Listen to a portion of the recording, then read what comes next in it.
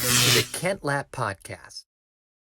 It's a good time to maybe just draw attention to one of the greatest psychological realities that we deal with every day, which is that confirmation bias is so powerful. It's easy for us to think, oh, well, I look at the world like a scientist looks at the world. I look at the facts and I weigh them and then I decide, good versus bad. And then I, choose the good facts, right?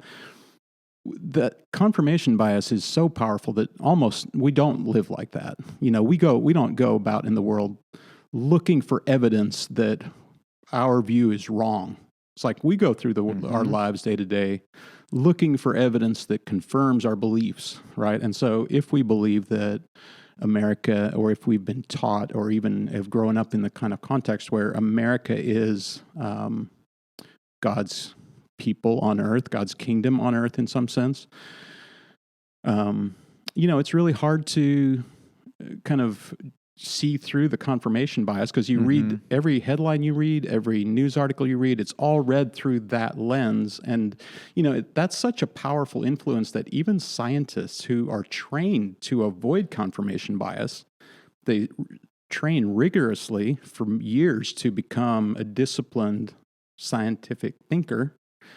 It's like they even are only able to battle confirmation bias in a very narrow subset of what they're studying. Like they might be able to put confirmation bias aside and quiet it to study, let's say the breeding habits of fruit flies or something. It's like a very specific thing that they kind of quiet. They're kind of like, let's look for ways that I'm probably wrong. It's like, well, we probably should do that a lot more than we do. And I think that's part of being a mindful, thoughtful, consumer of information today is it's like, well, there's also a humility in that. It goes, look, I'm probably wrong about a lot, and it's like I need to look for ways that I'm wrong. Yes. In some sense. And that's a different way of viewing the world. But it's like if what you said earlier, of like, well, we look at all this stuff and we just by default think it's good.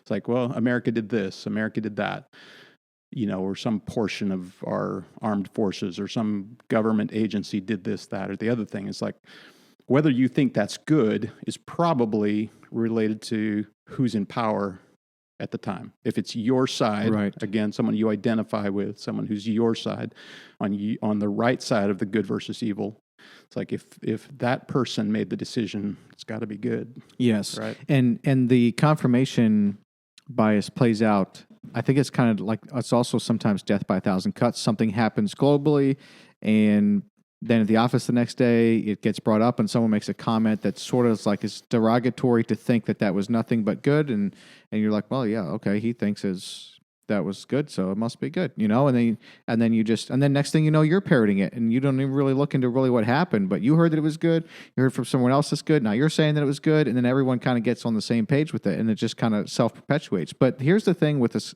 the confirmation bias. This would be interesting to get some data on this, because this is a human nature thing. So the confirmation bias is true in 2020, but it was also true in 1920 because it's a human nature thing. But what's interesting about 2020 is now we have the confirmation bias, okay, but now we also have AI. AI tailoring to our needs, keeping us on Facebook longer, keeping us on Instagram longer, pulling up the next YouTube video for us to watch. And it knows. Did you see the Social Dilemma on Netflix? I haven't watched documentary. That yet. Okay, you'll be interested in that. So the Social Dilemma is, I think it's like an hour and a half documentary. It's very well done because it also kind of introduces incorporates some, like a very little bit of like drama, I guess, if you will. Like it has actors that will act out various scenes that it kind of comes in and out of throughout the documentary. So it's almost like it's like 70% documentary, 30% movie. Docudrama. Yeah, that's probably exactly what it is. Is that a thing? Is that an actual thing? Docudrama? Sounds good to me. Okay, yeah. So, what it really does a good job portraying is how that we have kind of created this beast, I think somewhat unknowingly. And now we have AI, which is very, very smart, and they have all of our data. So they know text message, they just know, they have everything. And they probably shouldn't be in our text messages. Whether they are or not is probably a different thing. But anything you do on Facebook, which ties to a lot of things, because you know how many times you log in with just use your Facebook login for stuff. I try not to, but a lot of times you do, and so it's tied into a lot there on Facebook, Instagram, Twitter, and all this. And obviously it feeds. I mean, we all know this. When YouTube pulls up these suggested videos, and so does Instagram now. You know, it used to be you'd see every feed, and now it's, giving you feeds that it thinks you want to see. Facebook's been doing that for a long time. And you have the power of this computer algorithm behind what you're getting on your phone. And it can first see what you're into, and then it can first give you supporting information around what you're into. And then it kind of feeds you into other like channels or hallways that are basically like getting deeper into this same thing. And next thing you know, you're like this thing's little bitch, I guess, for lack of expression. Like it's got you at that point. Yeah, you're in there. You're in there. So it's not just human confirmation bias. Now we have to be aware of that, and then we also have to be aware of AI and its impact on our information that we get. So same with Google. You remember that one time at the office we said, what would be another alternative to Cintas protective equipment?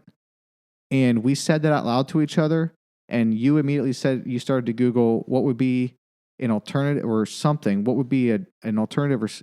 And that's about as far as you got. And then Google proposed for Cintas protective equipment. Like it was such a specific thing. Very specific. Google would never, ever prompt that. Like no one Googles what's an alternative to Cintas protective equipment. Like no one. But it proposed that for you because it heard us literally 20 seconds earlier say that. So it's got all this information, and now it's getting very smart, and it can have an impact on our viewpoints and how we're developing our beliefs and our opinions and our information, and then what we're perpetuating. And so we need to be aware of that too. That whole like the dopamine driven social media rabbit hole, like that combined with our tendency to, succumb to confirmation bias in our thinking, like that's a lethal combination for disciplined, thoughtful, like you just can't, like it's really difficult to have this kind of really disciplined approach to thinking in that context. It is exactly right. You said it exactly well. It is dangerous, and we are not prepared for it. Right. Because we didn't really see this coming. And so our kids are just in it. Mm-hmm. Like they're not, this is, I guess, this needs to be a parenting thing. Like whatever we were taught about critical thinking, we need to double down on that for our kids. I mean, they need to be able to reason things through and not just take what's fed them. Right.